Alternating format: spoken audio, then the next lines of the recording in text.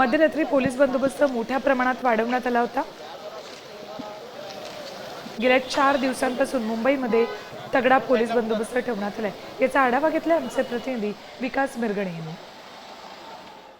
मराठा समाजाला आरक्षण मिळावं यासाठी मराठा समाज जो आहे आक्रमक झालेला दिसून येत आहे।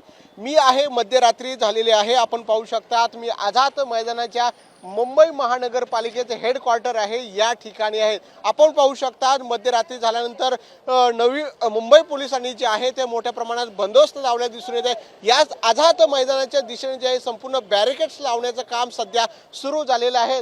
याच ठिकाणी सुद्धा मोठ्या प्रमाणात पोलीस बंदोबस्त जे आहे ते तैनात करण्यात आलेले आहे। इकडे सुरक्षा दृष्टीने जे आहेत व्हॅन सुद्धा जे आहे पोलिसांनी तैनात करण्यात आलेले, त्यामुळे रात्री किंवा मध्यरात्री जे आहे ते मराठा बांधवांनी आंदोलन करू नये, कुठल्या प्रकारचा किंवा सरकारी गोष्टी ज्या मालमत्ता त्या संदर्भामध्ये नुकसान होऊ नये यासाठी मुंबई पोलिसांकडून खबरदारी घेताना दिसून येत आहे। त्यामुळे मराठा बांधव रात्री आक्रमक होऊ नये किंवा कुठली अनुसूचित घटना घडू नये या दृष्टीने जे आहे मध्यरात्री जे आहेत मुंबई पोलीस जे आहे ते पूर्ण सुरक्षेच्या दृष्टीने पूर्णपणे काळजी घेताना दिसून येत आहे। कारण मुंबई महानगरपालिकेचं हेड ऑफिस समोर आहे, आझाद मैदान आहे, इकडे छत्रपती शिवाजी महाराज टर्मिनल स्टेशन आहे, त्यामुळे या भागामध्ये सरकारी मालमत्तेचं कुठल्याही प्रकारचं नुकसान होऊ नये या दृष्टीने सुरक्षा घेण्याची काळजी मुंबई पोलिसांकडून केली जात आहे। कॅमेरामॅन अरविंद सह विकास मिरगणे, साम टीव्ही, मुंबई।